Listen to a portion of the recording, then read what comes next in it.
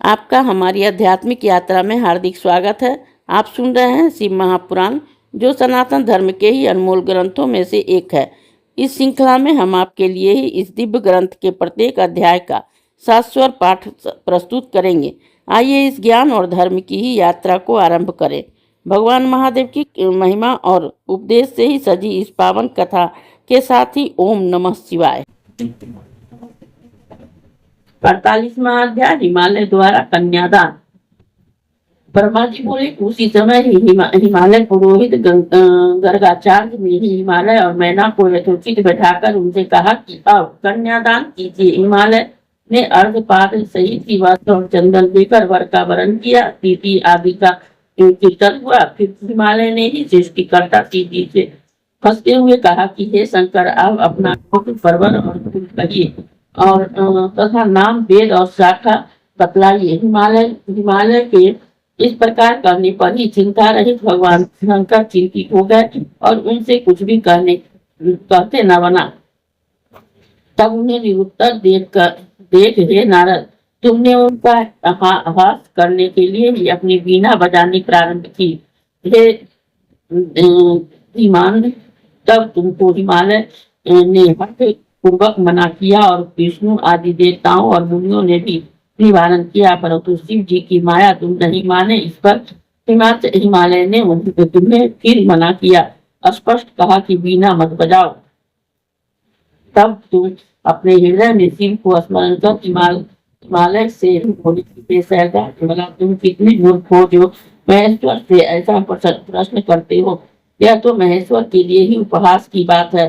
महादेव जी के गोत्र और कुल को तो विष्णु और ब्रह्मा भी नहीं जानते।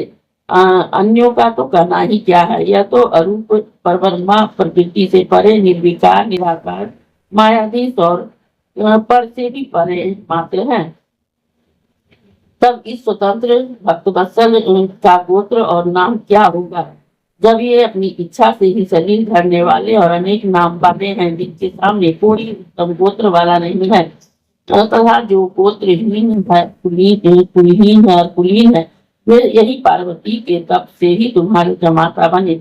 इसमें कोई संदेह नहीं। अधिक क्या कहूँ, इन शिव जी की माया बड़ी ही दुरत्य है कि तीनों लोग जिनके अधीन हैं, हे पार्वती के पिता, यह जानकर तुमको इस वर में इस प्रकार का कुछ भी विचार नहीं करना चाहिए। तुम प्रसन्न हो, कन्यादान करो। महेश का गोत्र और कुल केवल नाद है। नादमय शिव और शिवमय नाद में कोई अंतर नहीं है। इसलिए जो मन में अर्पित हो, शिव जी की प्रेरणा से ही मैंने यह वीणा बजाई है। हे नारद, तब तुम्हारे इन वचनों को सुनकर गिरिराज हिमाद्री विस्मय रहित तथा संतुष्ट हुए। तदंतर हिमालय और मेरु आदि से एक ही साथ कहा कि गिरिराज, कन्यादान में ही विलंब न कीजिए, क्योंकि विलंब करने से कार्य का नाश होता है। तब मित्रों का वाक्य सुनकर हिमालय ने भगवान को सभी कन्यादान किया और कहा कि हे परमेश्वर, मैं आपको यह कन्या अर्पित करता हूँ। आप इसे अपनी भार्या कल्पित कर ही प्रसन्न होइए। किंतु मंत्रों द्वारा ही हिमाचल ने महाशिव भगवान को अपनी कन्यादान दी। हिमाचल के बंधु वर्गों ने शिवा का पूजन कर शिव जी को द्रव्य दान दिए। हिमाचल ने भी दहेज में नाना प्रकार के द्रव्य दान किए। विभिन्न प्रकार के रत्न जड़ित पात्र दान किए। इस प्रकार 1 लाख गौएं और सजे हुए सहस्त्र घोड़े तथा द्रव्यों से विभूषित 1 लाख दासियां, 1 करोड़ हाथी और कितने सोने और रत्नों से बने हुए रथ दहेज में दिए। इस प्रकार अपनी पुत्री पार्वती को शिव जी के लिए ही विधि पूर्वक अंकित कर हिमाचल के प्राप्त हुए।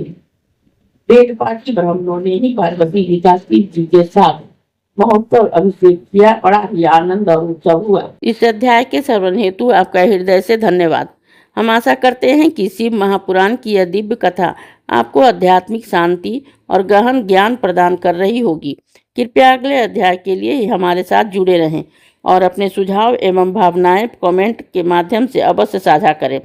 धर्म, भक्ति और ज्ञान की इस पावन यात्रा में आपका साथ हमारे लिए अत्यंत मूल्यवान है। ओम नमः शिवाय। यदि यह प्रस्तुति आपको पसंद आई हो, लाइक करें, कमेंट करें, सब्सक्राइब जरूर करें, बेल आइकॉन दबाना ना भूलें ताकि अगला अध्याय आपसे छूटे नहीं। और इस पावन ज्ञान को ही शेयर करें अपने परिवार और मित्रों तक।